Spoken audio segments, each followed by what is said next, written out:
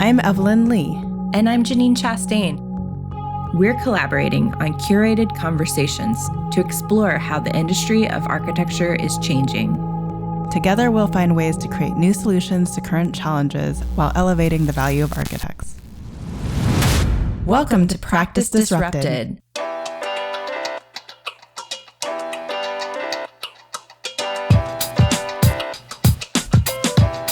Hello, listeners. Hello, Janine. Hi, Evelyn. Hi, Disruptors. So today we're talking non-program and design-related careers in tech. And we're going to throw in creating on the LinkedIn platform. There are so many individuals in the profession that reach out to me and I think others about alternative careers in tech, and they always tend to be on the UX or design side of things. And they ask me questions about what boot camps they need to go to learn about coding. I always look forward to having individuals like Tyler on the show that can broaden the conversation. I think today is going to be a really fun conversation. I first met Tyler, I think it's almost been a year, when he first started posting on LinkedIn provocative little posts about how architects should change the way they practice. I was immediately interested and reached out, and he's continued to grow his audience and expand the message that he's trying to communicate to the architects in our industry about change and how to elevate their businesses. And so today we're really excited to welcome Tyler onto the show. Thank you so much, Janine and Evelyn. I'm so excited to be here. Yeah, we're excited to have you. And I have a feeling we're going to dip into some provocative, interesting conversations today and hopefully help our audience think about all the many ways that they can disrupt practice. Yes, let's be provocateurs. So I think Janine and I were a little bit ambiguous about what it is that you actually do. I mean, we didn't necessarily say it other than you post to LinkedIn. Yeah. So why don't you introduce yourself? Tell us what you do during your day job, and let's start there. Yeah, my name is Tyler Suomala, and I work in business development at Monograph. And then on the side, I run Tyler Tactics, which is a weekly newsletter that helps architects win projects that they want for fees that they deserve. Yeah. So business development at a tech firm. And I think we all are big fans of Monograph here. Janine, maybe we should link in the show notes other Monograph individuals that we've had on the podcast as well, including most of the founders, I believe. But let's discuss your career path to Monograph, because you started out similar to the story that Janine and I have in practice. Yeah, right. We all kind of jump around a little bit. I think I've been in the orbit of architecture for like the last decade or so, working in internships, working in small and large firms, running my own little design studio for a couple of years. Basically got a little bit burned out from that process. When I had started my own studio at the time, I had done it just because I hadn't quite found a firm that I wanted to be at long term yet. So, that's the normal thought process, right? I can't find it, so let me just make it. Not as easy, but that's okay. So I decided to look for alternative paths that would kind of still be around architecture, that would still allow me to stay within architecture, but maybe not necessarily work directly like for a firm. So burnout, I think, is a huge conversation, but it looks different for everyone. So it would be great to understand kind of what your version of burnout looked for you when you were thinking about, I need to do something different. I think when I'm working at a firm, it's kind of straightforward, right? It's just like long hours and a little bit around like lack of control of your own time. That typically tends to lead to burnout for me. When I was running my own studio, it really just came from struggling to turn off like that, just that divide between working and not working was much harder to establish, I think, especially for any other solopreneurs out there. Like I was just doing it by myself. And when you're doing it by yourself, as Janine probably knows, and Evelyn, you might know as well, it's just like all that I could think about was everything that I had to do. And so it's difficult to know like when you're supposed to stop at the end of the day, because you know that there's 6 other projects that you have to touch on at some point that need to be done. So I was just really struggling with that essentially. Yeah, it's really hard because like even when you're not working, you're thinking about all the things you need to do. Exactly. There's a lot of learning curve to becoming an entrepreneur. And it like really, I think it makes you very aware of all the things that you're not so great at suddenly and quickly. Right. Yeah. Yeah. It puts them all into a different perspective. Like historically, I've been very good. I would say I've been very good with time management. It's not something that typically I struggled with. I don't know that I struggled with like implementing it as much when I was running my own practice, but I didn't stop thinking about it. That was the problem. Like I could step away, at 5 or 6 at the end of the day, but like I'd still be, it still was like stressing me out, even if I wasn't, because I wasn't working on it usually. So yeah, it's challenging. Yeah. So you went through that process and kind of explored that pathway, and then you decided that you were ready to try something different. So you came across Monograph at that point? I worked at a different startup for a few months in between that, keeping a close eye on Monograph, and then kind of jumped on Monograph once I saw them starting to grow out their sales team a bit. I reached out to them and was able to get an interview and run through the whole process. And what attracted you into sales? Yeah, that's a good question. I think it's just something like I was kind of doing some self-reflection to try to determine what aspects of the things I was doing did I enjoy most. And it's kind of funny, but like a like any other architect, right? I obviously enjoyed designing more than doing like construction documents. I shouldn't say any other architect, but that was me in particular. I did not enjoy doing construction documentation in any way, shape, or form. But I did enjoy the schematic design process. But what I enjoyed more than that was usually like meeting with my clients or prospective clients, trying to find new clients, developing new partnerships. Like I really enjoyed that aspect of it. So that's where I kind of thought that pursuing like a career in sales somehow around architecture could actually be beneficial and something that I might enjoy. So that's why I jumped into it. And I think architects are kind of well positioned to be good at sales, in my opinion. I don't like whether or not you accept that architecture is a sales like career. It is already. if you're in it, you're already selling. But just in general, I mean, we're like brought up through kind of this. Whether or not we realize it, like we're brought up kind of in this culture of almost selling our ideas on a consistent basis, right? We're pinning up our work, we're talking about it, we're trying to justify the decisions that we've made to our professors or to our jury, and then we go and do the same thing. Usually, when we go work at a firm, right, we're justifying the decisions that we're making on a consistent basis. So from that alone, I think you're already in a good position to pursue a sales career if that's attractive to you. And what was it that made you interested in Monograph as a company? I still pretty strongly believe that like Monograph is probably the most exciting tech company like around the architecture industry at the moment. They just do amazing things, and the culture there is pretty incredible, right? So I think there's obviously like what it is. Like it's got a really fun design culture, and it has amazing people that work there, right? So that's one attraction point. Another one is just the fact that it's kind of the complete opposite of what you experience, or at least what I experienced in the architecture industry as a culture, right? Because there's a 4-day work week, there's a really good work-life balance, there's great benefits, the pay is better, and so it's like it goes against everything that was challenging about architecture, but it still allows you to come back and have a positive impact on the industry. So all of that around, like the mission is pretty heavily weighted around positively impacting architects and the other people that contribute to the built environment. So I can get behind that mission 100%. So obviously you talked about architecture already being a part of the sales realm, but what does a day in the life of really look like if you are carrying the title of sales kind of in your day-to-day? Yeah, there's typically 2 different types of sales positions at least if you're going to pursue like a tech role. The first one is called a sales development representative, and the second one is called like an account executive. You can think of sales development representatives. Those are typically like outbound people. Outbound meaning that they are usually doing like cold outreach, whether that's via email or like calling, to try to understand if specific people would be a good fit for the product and if they'd be interested in it. And then account executives are typically the people that meet with the people that express interest, whether that they come in through like one of those outbound calls or whether they come in, from wanting to book a demo on your website or something like that.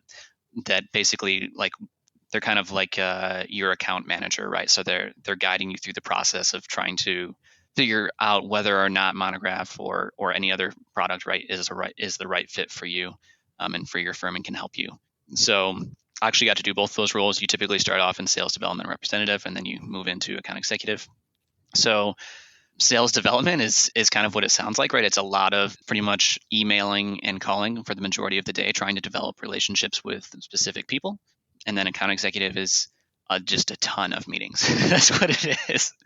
It's a lot of meetings on a daily basis. But what I really enjoyed about it was just an understanding and getting a really strong pulse of the industry and the challenges that firms are facing. Like, I think that's the part about it that I really underestimated and that I came to love almost immediately, whether it was sales development or account executive. Both of those roles is just me speaking with firm leaders and firm owners about the challenges that they're facing in their practice. And when I do that 1,000 times, I have a pretty good idea of what's going on in the industry, which is nice. Yeah, that's kind of something that you hinted at in some of your posts, because you started talking about how you were speaking to all of these architects and you were getting a sense of some of the pain points that are consistent. It doesn't matter what firm you're at, that seems universal across studios. Is that true? Is that kind of where your observation was? Yeah, that's true. I mean, those conversations are like they're focused around specific things, right? I'm not asking them like, what is your biggest challenge in general? Like, they're focused around business challenges that they're having. But probably 95% of the challenges that we talk about, are common, are shared by someone else, and it's rare to come across one that you haven't heard before, or that's uncommon. Like, most firms are kind of experiencing the same 3 to 5 challenges across the board. So, of course, the follow-up question is, what are those 3 to 5 challenges?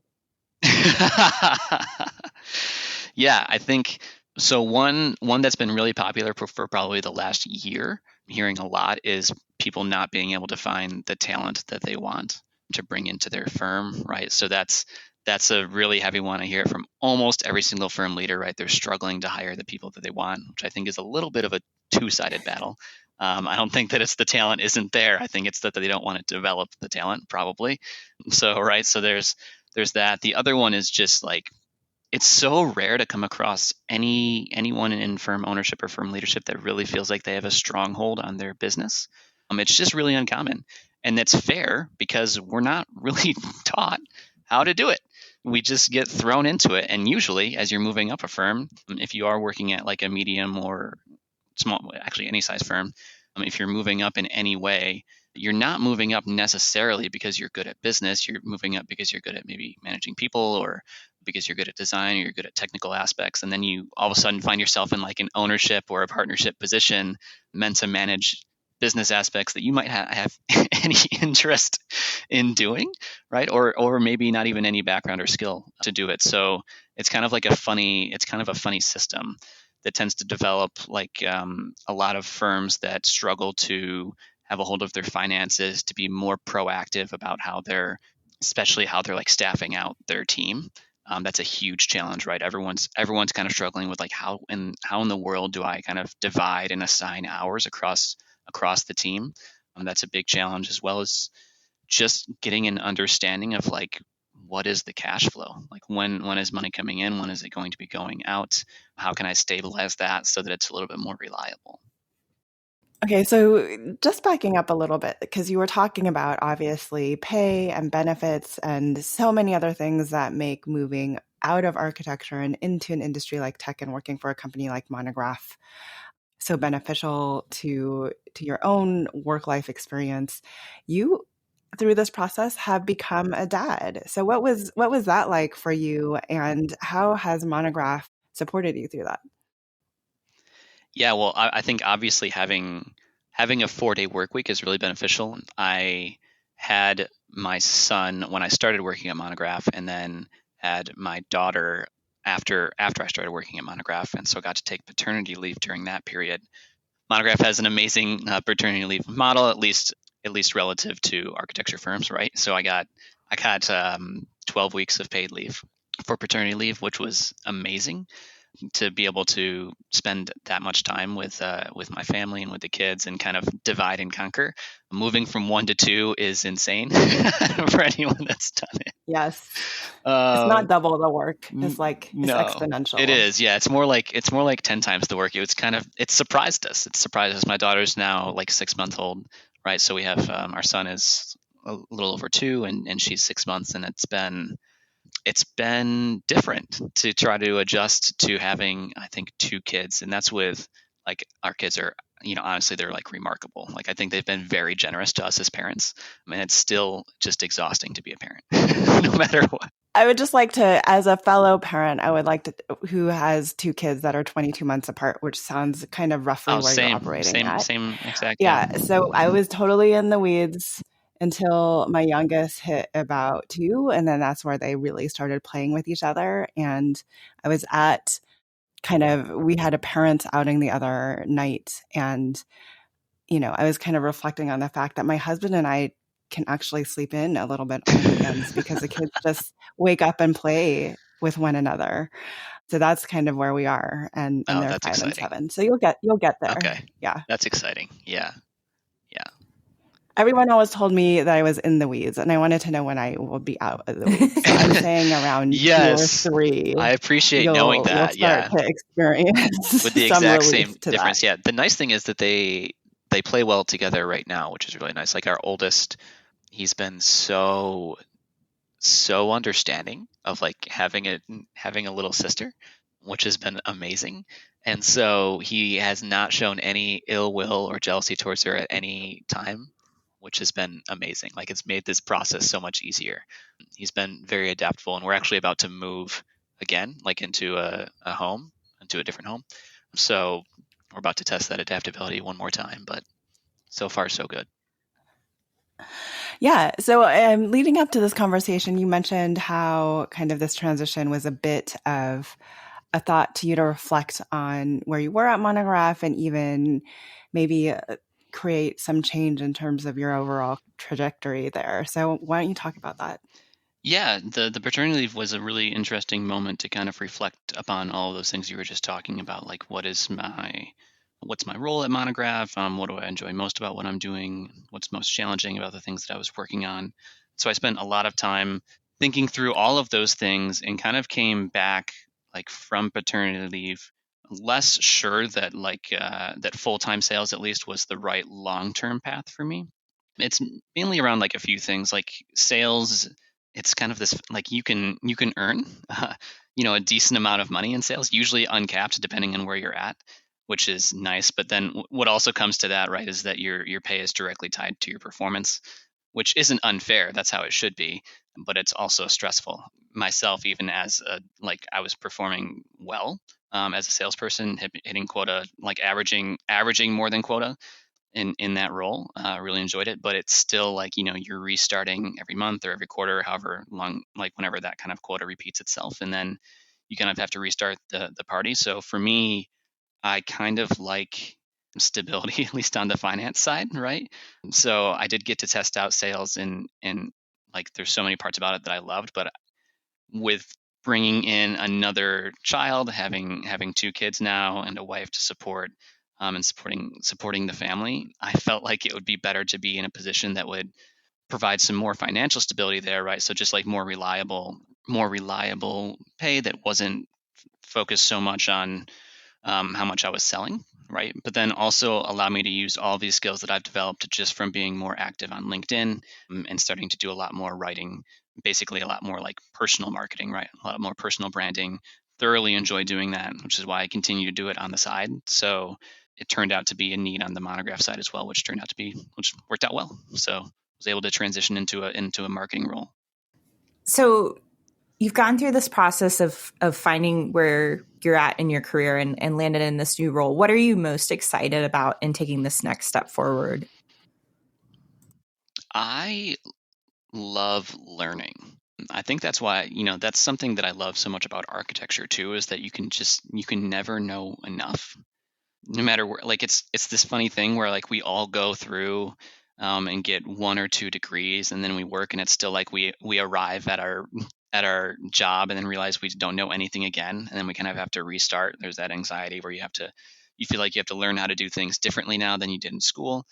So I love that process of knowing that there's always so much more to learn, and learning how to do things differently. So I feel like I'm getting a really well-rounded experience and gaining some really valuable skills just from the aspect of, I mean, obviously I know how to design. I've now learned how to sell, and now I'm learning how to do more like professional marketing and more copywriting and more website design and more social media. So I'm basically, I feel like I'm getting like the full kind of surround of a business experience, which I really appreciate. So you're getting that talent development support that is often lacking in the architecture firm space. Yeah, that's exactly right. Sorry, I might have like connected some invisible dots there, but yeah. We're going to talk more about that in a bit. But I do want to ask if there's anything that you do miss from being in the architecture space. I think it's just the people. I mean, architects are so wildly talented, every single one, and they're so good at different things. And so, again, like being just, I call myself like a serial learner. So being like a serial learner, I do love that environment because there's always something. There's always something to be learned from the person next to you. There's like the other architect is always going to know how to do at least one thing better than what you do, right? And there's always like process to be improved in some way, and in a way to like optimize and continue learning and growing. So I think that's what I miss most about it, is just the people. But you were getting to talk to a lot of people, or at least you were in your sales role, right? In your outreach, and then as probably account executive. How does that shift then with your move to marketing? And does this continue to meet the need of kind of that desire to continue to work with people in the industry?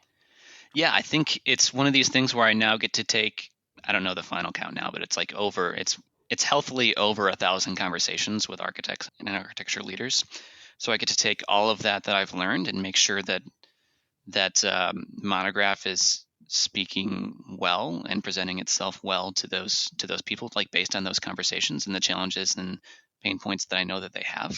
So it's different, but it's not like I'm not talking to people. I'm just not having as many conversations with architecture leaders. But I still, even in this role, I have to communicate with like our existing customers and understand where their values lie, and also continue to listen to other conversations and have conversations with our sales team and with our customer experience team and with our product team, and to understand what challenges they're facing and what things they're hearing, and how to best serve our customers is essentially what it is. So as a part of that transition, you kind of alluded to writing and doing more on LinkedIn. So I want to kind of dive into that and Tyler tactics. So why don't you talk a little bit about why at the beginning of the year, or when you went on paternity leave, did you decide to do this in the first place? Yeah. And lessons learned from doing that. Yeah, I've been posting regularly on LinkedIn since January of last year, right? So since January of 22. I originally just started by just kind of posting my own observations of the industry as well as challenges that I had faced. Relatively quickly realized that I was definitely not alone in those thoughts or challenges. Like Janine said, right? I had a lot of people that reached out to me initially, which was really encouraging. And I've continued to do that. And I think now it's like helped a lot of other people also realize like they're not alone, right? This is a shared interest. This is a shared passion among people. This is something that the industry like recognizes needs to change, which is really good.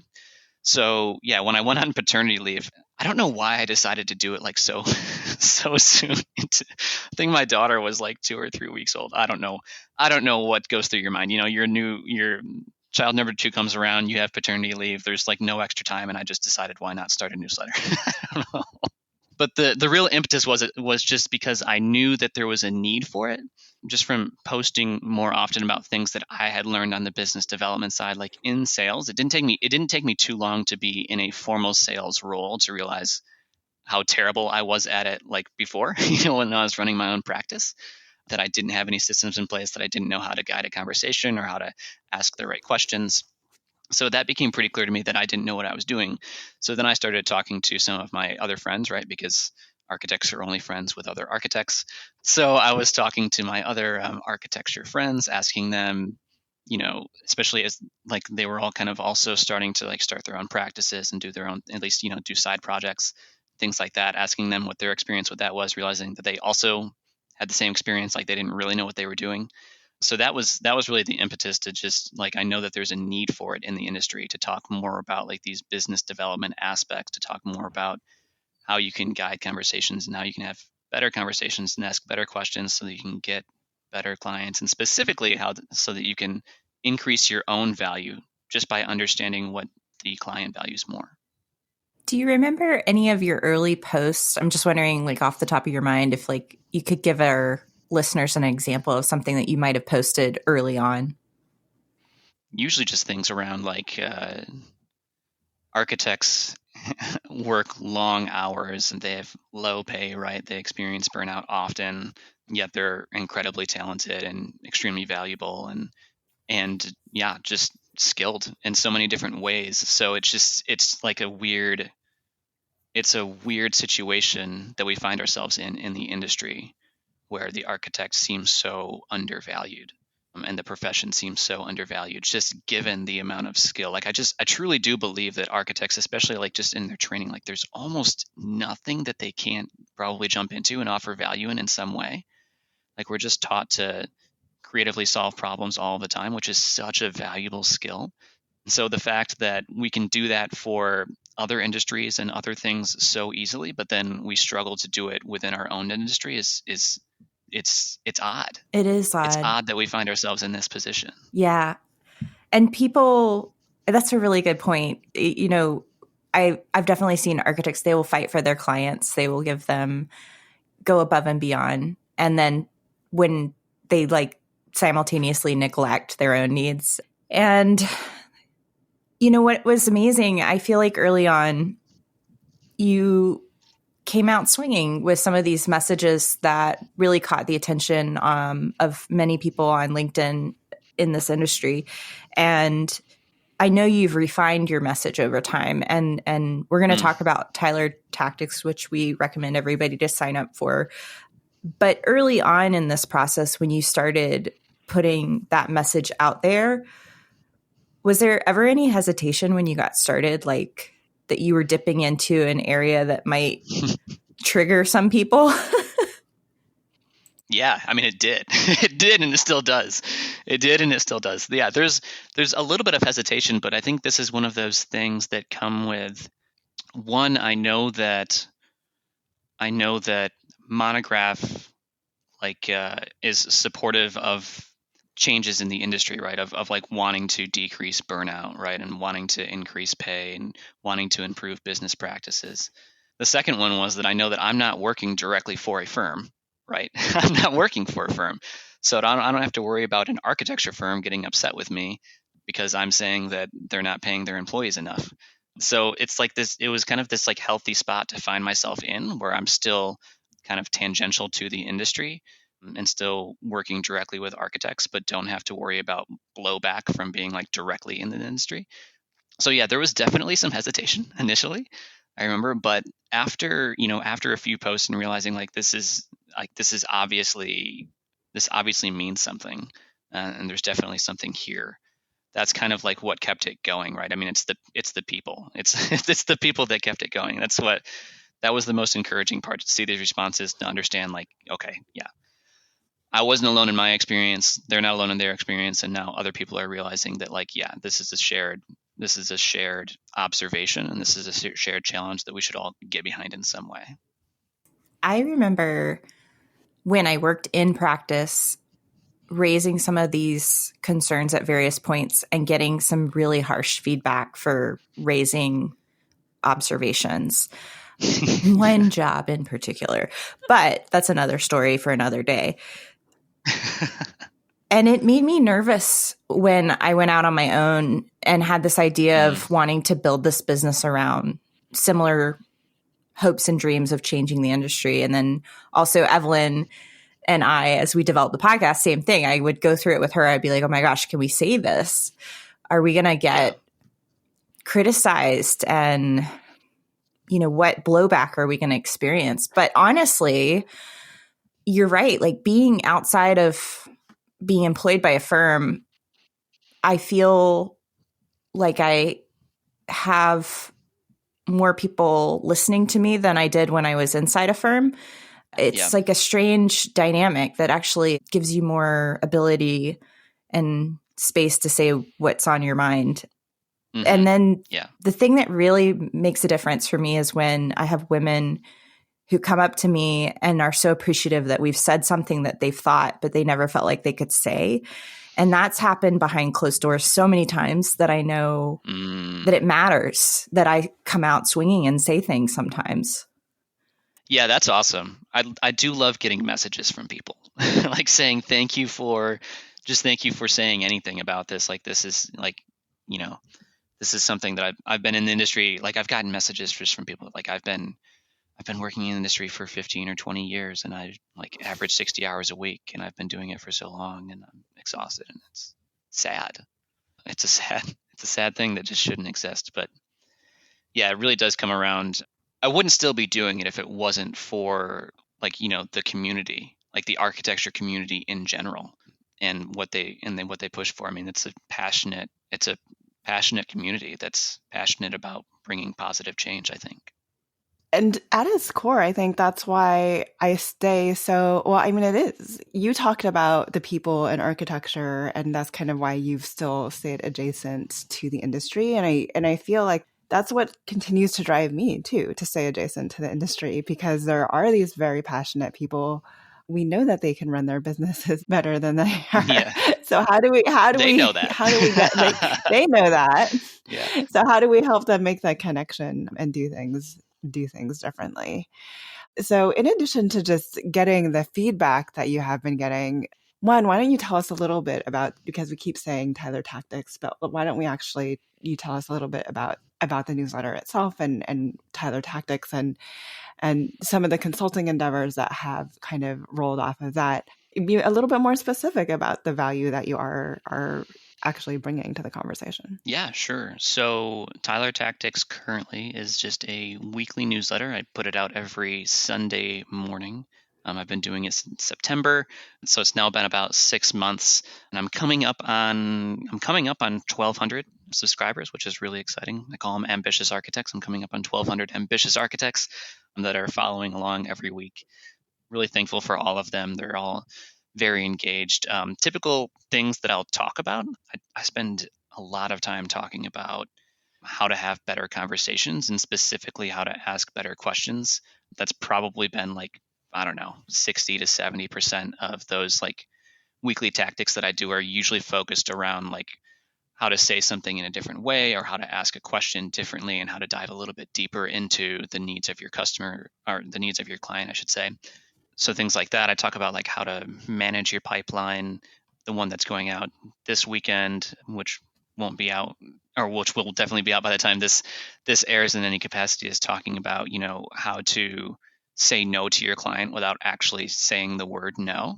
Different ways that you can go about like having those conversations. So really what it came out of was, being in that sales role and just understanding the impact of the way that you say things, the way that things are framed, the different questions you can ask, and having so many different kind of like approaches to those conversations really gave me just a wild like understanding of the impact that those things have. Like they can really change a conversation and they can really help you understand what your client values the most and what it is that they're actually trying to solve. Because especially when we're talking about architecture and when we're talking about architects and their clients don't just like wake up one day and decide that they want to spend hundreds of thousands of dollars or millions of dollars, right, on a new project.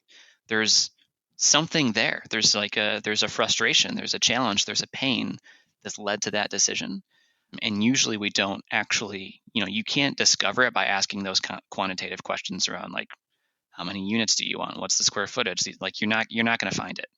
So it's much better to focus on like actually forming meaningful connections and meaningful relationships, getting that conversation to a deeper point so that you can actually understand the value, the challenge, the pain. And one, establish if you are the right fit for that. And two, if you are, position yourself as the vehicle to get them from where they are to where they want to be. I wanted to ask you about your process, if you don't mind sharing a little bit about how you've elevated your craft in this space. Yeah, it's been through a big focus on writing. I've always enjoyed writing.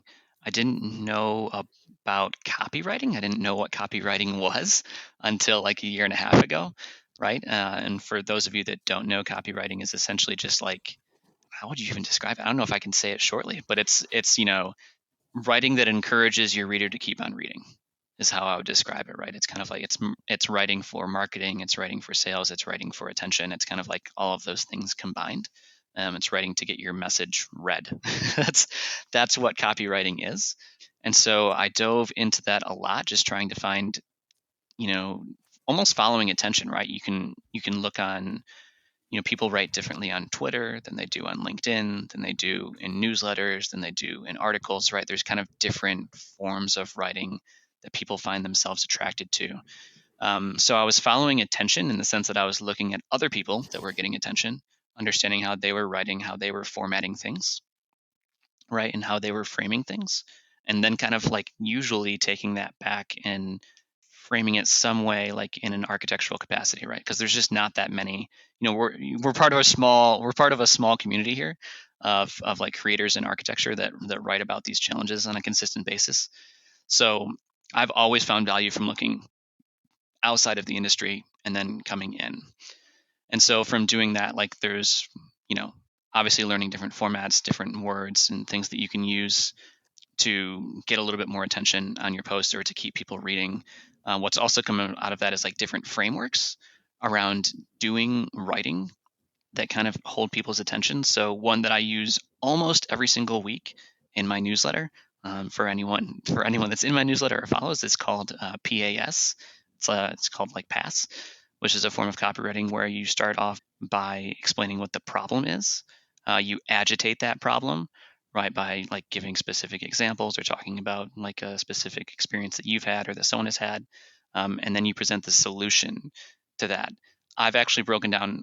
I have like a Notion document where I break down all the topics that I want to talk about in my newsletter, and I break it down into those things. I actually add another S for steps, like to actually like do the solution, because that's a big thing for me in newsletters and something that's frustrated me and that I've tried to fix in Tyler Tactics is that there's a lot of newsletters that just like present the problem and present the solution, but then don't actually tell you how to do it. Like they don't give you the actionable steps. So it's really important to me to make sure that whenever I do a newsletter, one, I keep it short. It's always under a 5-minute read.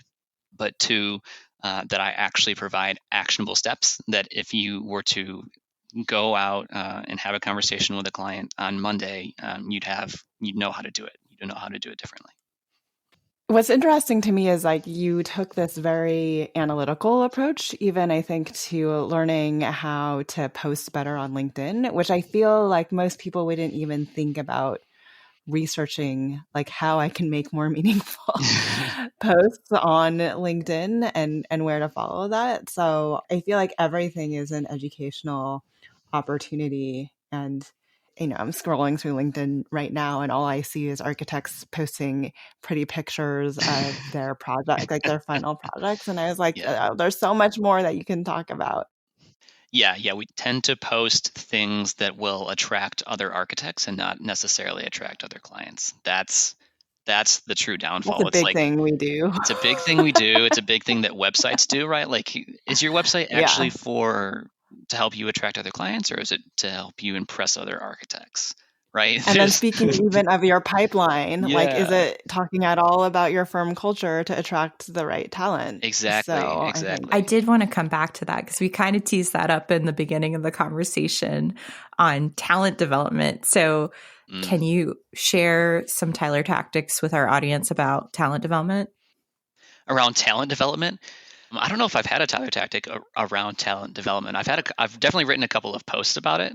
Like my personal perspective on this is that talent development requires a few things. One of them being transparency. Like you it's literally a free way to develop talent by being transparent about finances at your firm, about processes, about how decisions are made at your firm.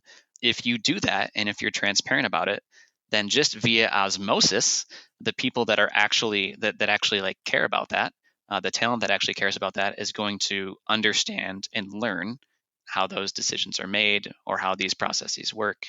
And they're probably even going to start thinking about different ways of improving those processes and things like that. So to me, that's like, I understand it as like being a difficult like mental model to get over, right? Like, should I share this information? Should people see that? Like, I understand the hesitancy there, but I think the benefits far outweigh that, just because, there's other options too, right? I mean, you can have like a mentorship model, you can have different trainings that you're doing in place. And I think that you should do those, but those all require much more work than just being transparent. Like, if you're just transparent, that's free, it's easy, and it almost requires like no extra work. It almost requires no extra work, and people will just begin to develop from that. What's interesting to me, though, is the disconnect between how communicative and how transparent leaders believe they are being versus what kind of the middle managers and the individual contributors, the people doing the work, like what they actually need from them. Yeah. So I think that becomes like your third S in terms of like very specifically, like what are the things that they can be more transparent about that really support growth and development? Because it's not just enough to say, we hit our goal by 100% or we exceeded our profit goal by 150%. Right. Yeah. I mean, I would say, I think that if we're talking specifically about architecture and architecture firms, I think that project managers need to know the actual dollar amount budget that they have to work with. I don't know how you manage a project effectively without knowing that, so that you can kind of move that money around as needed and make more informed decisions, right? And I think, honestly, I do think that there would be some value, even if like designers were aware of that, if they understood like that their time was directly, you just don't think about that. You don't think about that when you're in a design role, that like your money is somehow, it like has a greater meaning. Like you're just not usually told like the impacts of spending an extra hour on something, right? When you might not need to. Like we're not driven into this idea of kind of like working efficiently necessarily. Yeah. Right? Yeah. So we leave hours on the table all of the time, especially as a designer, because what you're trying to do is you're trying to improve the design, but you don't realize that you're probably spending like 3 or 4 more hours on it than you actually need to. And then all the changes that you make that you have to re-coordinate with like any consultants, depending on where you are in the process. Yeah. So what took you 5 minutes might take a lot longer. Yeah, it has effects down the line. That's right. So you can make one change to the design because you want to improve it, and then the consultants all have to make changes to their drawings as well, and then the client has to be re-informed in some way that there's a change happening, and then so it happens down the line, but we generally don't like think about those things. We're not, at least I wasn't, right? I'm not like, I wasn't taught at the beginning, like in a designer role, like, oh my gosh, if I make this one change, then there's like this chain reaction that happens after that. Yeah. And architects are notoriously not loving filling out timesheets. But I think Monograph has done a really great job educating the industry around why that's important. And you guys have actually, I told Robert this when I saw him in Austin, but I just feel like you guys have developed such great content around educating the market on business, just really basic fundamental ideas, why a timesheet matters, why is it important to track your time. Yeah, and I think that was another attraction to Monograph, right? Is that they care enough, not just like, it's not just about getting more people into Monograph, because we certainly the market of firms is huge, and we only work with a specific sector of architects right now. However, a lot of the content is really valuable to almost any architect, right? And just talking about things that not even challenges necessarily that Monograph solves, right? Different things that you can do to improve your business. But it's also like, I can tell you right now that it's like an endless discovery process within Monograph as well. Like we've we just started doing these things that we're calling office hours, which are not recorded sessions, where like 50 to 100 architects typically jump into like a Zoom call, and we literally talk about a specific topic, because we're trying to understand too, like what actually are these best practices? Like, what are people actually doing that are doing it well, so that we can, share and collaborate with that information better to, like, to raise up the entire industry. Yeah. But what I love about Monograph is not only do you talk, and this is not a sponsored a sponsored episode by any means. We just love the product and we love the people, and I think we love the culture, but they've built in all the tools into the platform. So not only do they talk about transparency, but then they enable you to show the financials down to the person doing the bathroom details, should you want to, so that you can begin to have those critical conversations about what changing details does to the rest of the project. Yeah, that's exactly right. Yeah, different permission levels so that people can see the information that you want them to see. So now that we've like kind of looped back to Monograph, I guess, my question for you is, obviously they have the 4-day work week. Usually they encourage this type of work. So, and you've talked about how supportive they've been, just generally professional development and movement and career growth for you. By enabling you to do this, what has been the benefits to Monograph from you going through this process?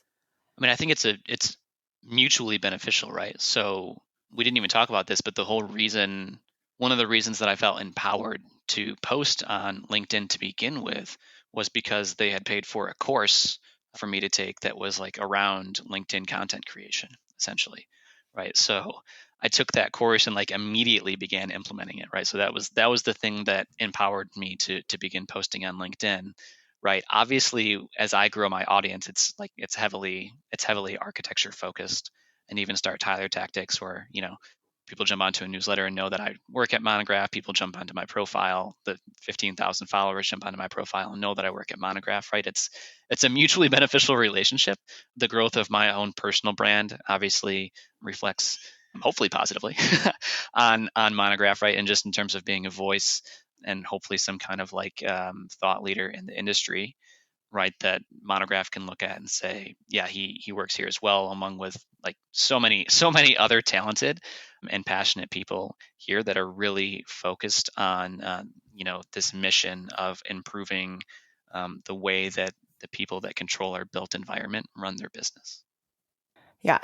And this is a small group. I think we just of architect creators, and I've taken inspiration from you, Tyler. And this year in 2023, I've kind of made an effort to begin to post more regularly to LinkedIn. Yeah. So that's awesome. For anyone else who is interested in getting onto the platform, kind of what recommendations do you have for them? And why did you ultimately choose LinkedIn over the Instagrams, TikToks, and Twitters of the world? That's a good question. Yeah, I'll answer that one first.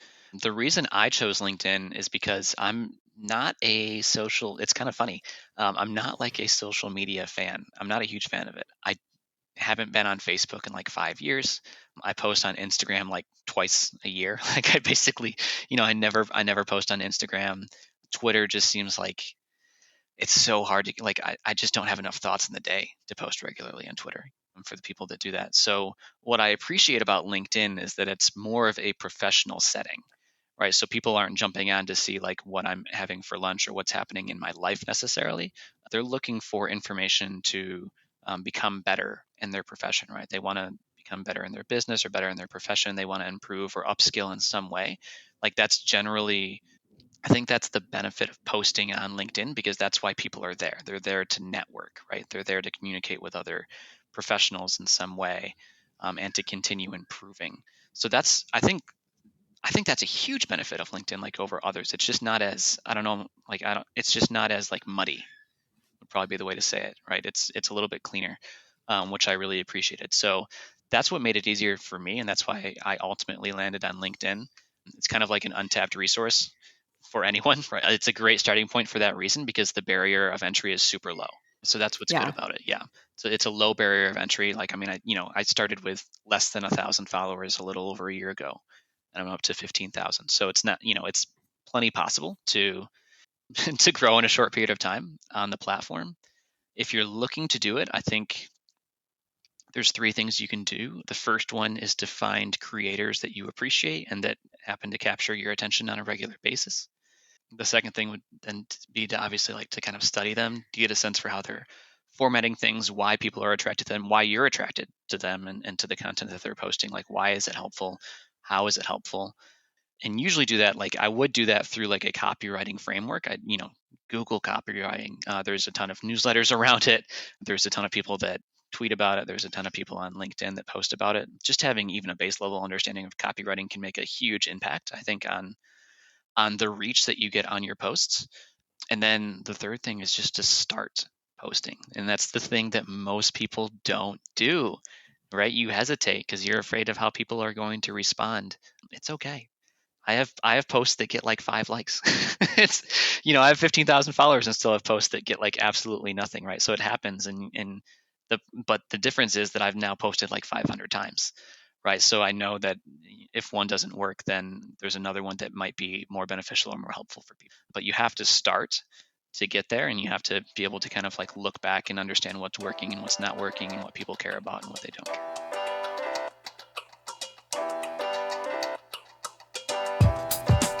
Hi, Disruptors!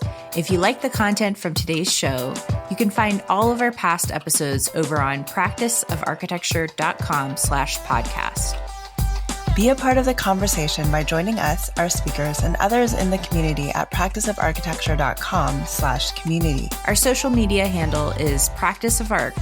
That's Practice of ARCH. We'd love to hear from you, so feel free to drop us a DM and say hello. Thank you for joining us on Practice Disrupted, a podcast by the Practice of Architecture. Tune in next week for a new conversation on change in the profession.